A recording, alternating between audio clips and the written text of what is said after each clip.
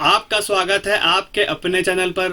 दोस्तों, income tax act 2025 लागू हो चुका है और साथ में नए आईटीआर फॉर्म्स को भी नोटिफाई कर दिया गया है। दोस्तों, इनकम टैक्स एक्ट से जुड़े वीडियोस हम लोग आपके लिए बैक टू बैक लेकर के आ रहे हैं, जिसके तहत आपको नई नई इंफॉर्मेशन मिलती रहे और पुराने से नए में क्या चेंज आया है वो भी आपको सीखने को मिलता रहे। लेकिन आज का वीडियो हटके होने वाला है, क्योंकि आज के वीडियो में हम लोग डिस्कस करेंगे असेसमेंट ईयर 26-27 की आईटीआर फाइलिंग के बारे में कि कब से आपकी आईटीआर फाइलिंग स्टार्ट होने वाली है, आईटीआर फाइल करने के बाद कितने दिन में आपकी आईटीआर प्रोसेस हो जाएगी, प्रोसेस होने के बाद कितने दिन में रिफंड आ जाएगा और फाइनल डेडलाइन क्या है। तो दोस्तों, मैं हूं कशिश from tax and accounts burner, जहां हम बात करते हैं अकाउंटिंग, टैक्सेशन और फाइनेंसेस की। चलिए शुरू करते हैं।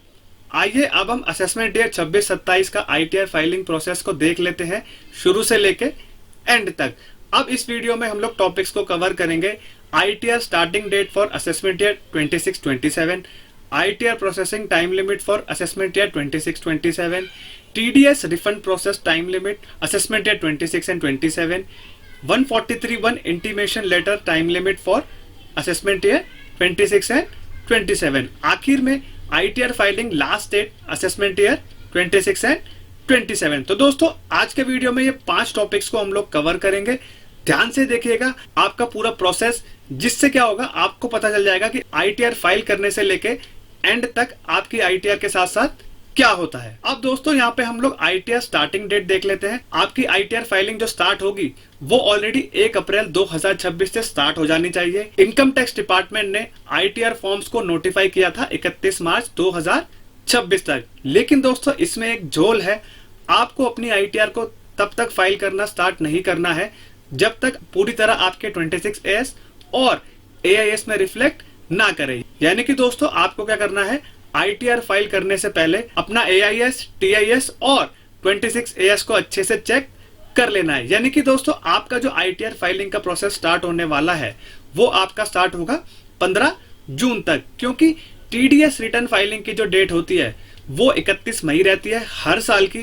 क्योंकि दोस्तों, आपका 1 अप्रैल 2026 से क्या होने वाला है, टैक्स ईयर स्टार्ट होने वाला है, तो हर साल जो डेट रहने वाली है वो आपकी 31 मई 2026 ही रहेगी टीडीएस फाइलिंग की। तो इसी के हिसाब से क्या करना है, आपको 15 जून तक अपने आईटीआर को फाइल करना स्टार्ट कर देना है। अगर दोस्तों आप अपने AIS, TIS और 26AS को चेक नहीं करेंगे तो आपको इनकम टैक्स नोटिस आने के चांसेस बढ़ जाएंगे। अब यहाँ पे दोस्तों हम लोग आईटीआर प्रोसेसिंग और टीडीएस रिफंड के टाइम लिमिट को देख लेते हैं असेसमेंट ईयर 26 और 27 के। दोस्तों, कोई ऐसी टाइम लिमिट नहीं होती है आपका आईटीआर प्रोसेस और रिफंड आने के लिए। डिपेंड करता है आपके आईटीआर फॉर्म्स पे। अगर आपने आईटीआर 1 और 4 फाइल किया है तो आपका रिफंड जल्दी आ जाएगा और आईटीआर भी जल्दी प्रोसेस हो जाएगा। अगर आपने आईटीआर 2 और आईटीआर 3 फाइल किया है तो आपका आईटीआर प्रोसेस और रिफंड में क्या होगा, देरी हो सकती है। यहाँ पे दोस्तों मैंने वही आपको समझा है, ITR 1 and 4 processing time is approx 25 to 45 days. अब दोस्तों, यहाँ पे आईटीआर 1 और आईटीआर 4 का जो प्रोसेसिंग टाइम है, अगर आपका रिफंड नहीं है या डिमांड नहीं है तो 25 से लेके 45 दिन है।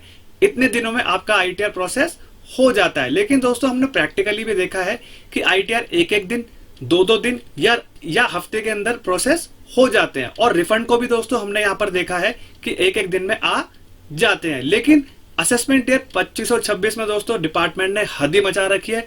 अभी तक टैक्स पेयर्स को रिफंड्स के लिए तरसाया जा रहा है। दोस्तों, गुहार लगाएंगे डिपार्टमेंट से कि उनके रिफंड जल्दी दे दिया जाए, क्योंकि आपका नेक्स्ट फाइनेंशियल ईयर का आईटीआर प्रोसेस स्टार्ट होने वाला है। अब यहाँ पे हम देखते हैं आईटीआर 2 और आईटीआर 3 की प्रोसेसिंग टाइम लिमिट को।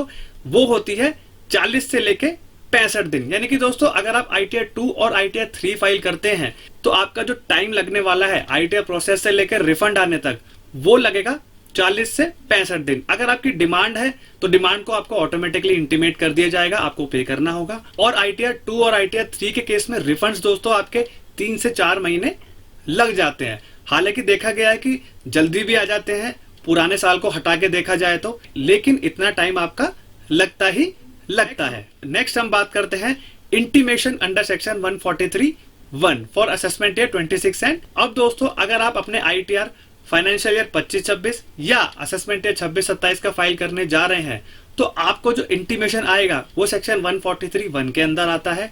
अब इनकम टैक्स डिपार्टमेंट ये कब भेजने वाला है आपको इंटीमेशन, कितने टाइम लिमिट के अंदर भेजने वाला है, अब हम यहाँ पे देखते हैं। अब आप अपने आईटीआर को 25 और 26 का फाइल करने वाले हैं, तो 25-26 का जो फाइनेंशियल ईयर है वो आपका एंड होगा 31 मार्च 2026, यानी कि उस डेट से 9 महीने के अंदर अंदर क्या करेगा, इनकम टैक्स डिपार्टमेंट आपको इंटीमेशन 143(1) का भेजेगा। कभी भी भेज सकता है इतने टाइम में, लेकिन हमने असेसमेंट ईयर 25-26 में देखा है कि अभी तक रिफंड्स भी नहीं आ रहे, इंटीमेशन भी नहीं आ रहा, तो डिले भी हो सकता है। ये डिपार्टमेंट की डिस्क्रिप्शन पे डिपेंड करता है कि वो किस हिसाब से आपको इंटीमेशन देते हैं। अब यहाँ पे 9 महीने का टाइम जो होगा वो आपका होगा यहाँ पर 31 दिसंबर 2026, यानी कि दोस्तों 25-26 की जो फाइनल ड्यू डेट होने वाली है, जो हम लोग आगे डिस्कस करेंगे, उस डेट के बाद क्या होगा, आपके जो रिफंड्स हैं वो आना स्टार्ट हो जाएंगे और आईटीआर भी प्रोसेस होना स्टार्ट हो जाएंगे। अब दोस्तों सबसे इंपॉर्टेंट चीज है, हम लोग आईटीआर फाइलिंग लास्ट डेट को डिस्कस करते हैं असेसमेंट ईयर 26 और 27 के लिए। इंडिविजुअल है, एचयूएफ है, एओपी और बीओवाई है, तो लास्ट डेट आपकी रहने वाली है 31 जुलाई 2026। अगर आप इंडिविजुअल है, एचयूएफ है और बिजनेस और प्रोफेशन करते हैं, नॉन ऑडिट केसेस, तो दोस्तों उनकी आईटीआर डेट है 31 अगस्त 2026। अब जिनका ऑडिट होता है बुक्स ऑफ अकाउंट्स का, उनकी आईटीआर फाइलिंग डेट है 31 अक्टूबर 2026। अगर आप ट्रांसफर प्राइसिंग की रिपोर्ट सबमिट करते हैं, पुराने एक्ट के हिसाब से बात करूं क्योंकि हम लोग असेसमेंट ईयर 26 और 27 की बात कर रहे हैं, तो सेक्शन 92E के अंदर कवर होता है, वो होने वाली है 30 नवंबर 2026। अब दोस्तों हम लोग बात करते हैं, अगर आपने ड्यू डेट तक अपने आईटीआर को फाइल नहीं किया तो आपको क्या करना पड़ेगा, बिलेटेड आईटीआर फाइल करना पड़ेगा 31 दिसंबर 2026 तक विद लेट फीस। अब लेट फीस कौन से सेक्शन में लगेगी, 234F के अंदर। अगर आपकी इनकम 5 लाख तक है तो 1000 रुपए तक की लेट फीस लगने वाली है, और अगर आपकी इनकम 5 लाख से ऊपर है तो 5000 की लेट फीस लगेगी। अब दोस्तों रिवाइज रिटर्न में एक चेंज आया है, बहुत ही महत्वपूर्ण चेंज है, वो डिस्कस करते हैं। अब आप क्या कर सकते हैं, अपने रिवाइज रिटर्न को 31 मार्च 2027 तक रिवाइज कर सकते हैं। वो कैसे होगा दोस्तों, बिलेटेड आईटीआर और रिवाइज आईटीआर की जो ड्यू डेट थी वो 31 दिसंबर 2025 थी। अब डिपार्टमेंट ने चेंज करके उसे क्या किया है, यहाँ पे डिस्कस करते हैं। अगर आप अपने आईटीआर को रिवाइज करेंगे 31 दिसंबर 2026 तक, तो आपके ऊपर कोई लेट फीस नहीं लगने वाली है। अब मेजर चेंज जो आया है वो जनवरी 2027 से लागू होगा। अगर आप अपने आईटीआर को 1 जनवरी 2027 से लेकर 31 मार्च 2027 तक भरेंगे तो क्या होगा, आपके ऊपर 234I की लेट फीस लगने वाली है। लेट फीस जो है वो आपकी 234F वाली है, तो इसी के हिसाब से क्या है, आप अपने आईटीआर को रिवाइज भी कर सकते हैं।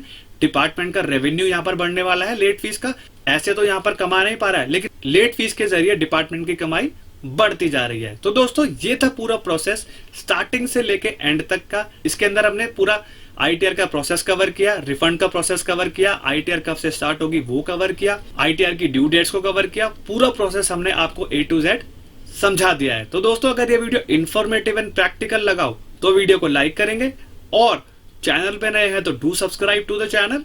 तब तक के लिए मिलते हैं अगले वीडियो में। जय हिंद, जय भारत।